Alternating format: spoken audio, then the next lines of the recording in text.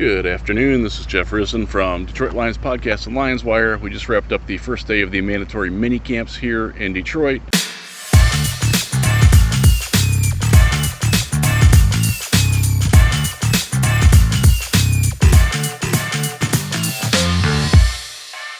First off, it's very humid here, so I apologize about my hair and my sweat, but I kind of can't control that right at the moment. It's a sultry day here in Allen Park.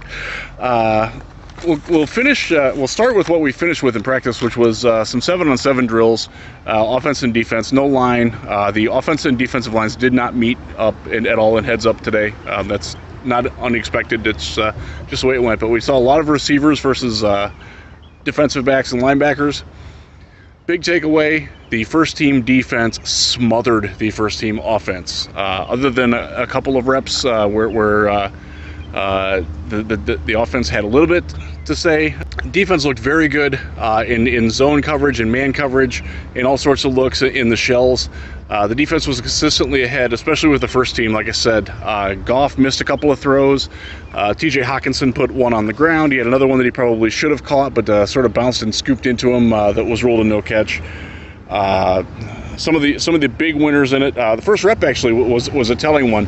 Will Harris basically just stood still in the middle of the field, and Goff never looked him off and threw it right to him as he was trying to hit a crossing Tyrell Williams.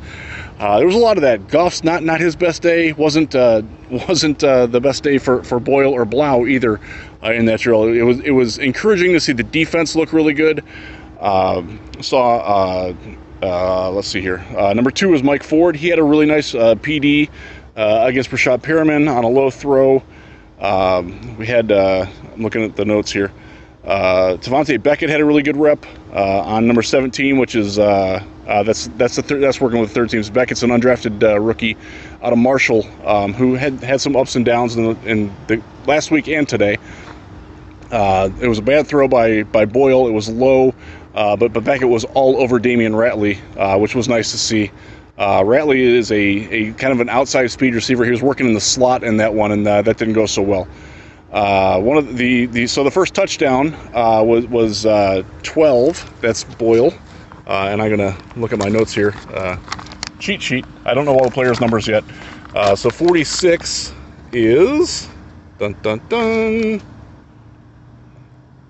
46 is new running back Michael Warren. That would be why I didn't know who he was. He made a nice catch on the play. Made a nice little route, too. So we had some wins there. Some other guys who stood out. Quintez Cephas stood out today. They did the drill at the other end of the fields from where we were, and he had a couple of nice catches there. Unfortunately, we couldn't see who was in coverage on those just because it was screened from us. But he had some good reps there. A couple of other people that stood out. Tracy Walker had a nice breakup. Although TJ Hawkinson said that he was holding, we'll see how that goes. I was good-natured, but Hockey instantly went with the flip there. So that was a good one. Great. I have it in here. Great catch in the corner by 87, which is Cephas, beating. Didn't say who he beat. So again, that's my bad there. We had Rashad Perriman didn't have the best day. He looked a little sluggish, and so there was one rep.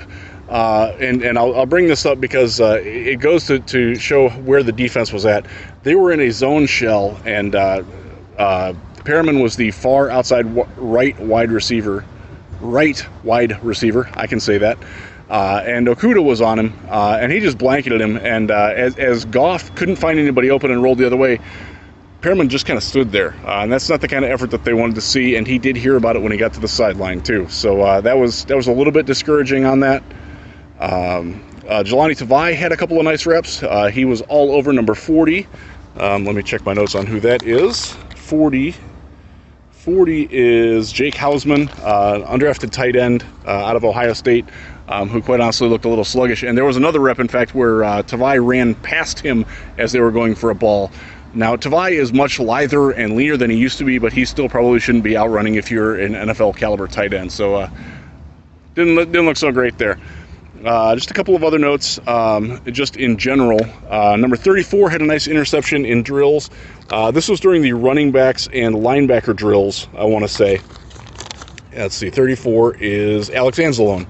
That was a nice drill. They did a lot of the wide receiver versus defensive back, and the linebacker versus the running back and tight end. I was primarily with the running back, tight end, and linebackers. One guy that didn't participate, Derrick Barnes, was here. He did not participate, though. He didn't even have his helmet out with him. He was. I asked a couple different Lions people. They didn't have any comment on why he wasn't participating, but he was working with trainers. He looks okay. It's just more of a precautionary deal than anything else. So that was that.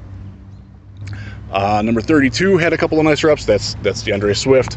He looks real good, folks. As a receiver, again, you're not getting running backs. They're not running, so you can't really judge that. But he looks great as a receiver. He torched a couple of people, and I don't even want to call him out because it was just beautiful. I know one of them he beat Anzalone on, which was just and Anzalone threw up his hands at the end of the reps like, well, dude, he's good. What am I supposed to do with that? So. Very, very still bullish on DeAndre Swift and how he's looked. He's had a very nice summer so far. We're getting ready to wrap this up here because we got the player zooms are about to start right over here. A couple other quick things. Jamie Collins was here. He looks fine. He did a little bit of work off to the side, working on a swim move with a position coach, working with a blocking sled. And let me tell you, every time he hit the sled hurt. He looks very nice, looks very good, and was very engaged with his teammates too. For those of you who wonder about that, he looks like a team captain more than a malcontent. Not that anyone's insinuating that he is, but there's always some questions about veterans like that. It was his first day here, first day in town. He looked great and ready to roll. Only other things I saw, number 36. I wanted to bring this up because he. 36 is Dedrick Mills, undrafted running back from Nebraska. Had a couple of really nice reps, and I got to give Jamar Jefferson some credit because he had a rotten day catching the ball last Thursday. First day back, Tuesday, today, he looked very good. He had a couple of nice catches. In fact, he had a one shoestring catch on a low throw from Boyle that was highlight reel worthy, and he held on even as linebacker closed and got a hand on it. So that's where we're at. Unfortunately, this is the only day I will be able to be here this week. There are 2 more days after it. We got a fairly decent set of action with all the receiving in it. We're not going to get line until minicamp or until training camp. So that's where we're at. Keep checking out. We'll have more reports as the week goes on. We'll have a lot of stuff talking about it on the Detroit Lions podcast this week. We're recording on Wednesday, which means you can listen to it later on Thursday. Please check out the sponsors there too. We really appreciate it. And as always, we will have a lot of stuff up at Lions Wire, including some written content that sort of follows this, but isn't quite as in depth. Thanks again.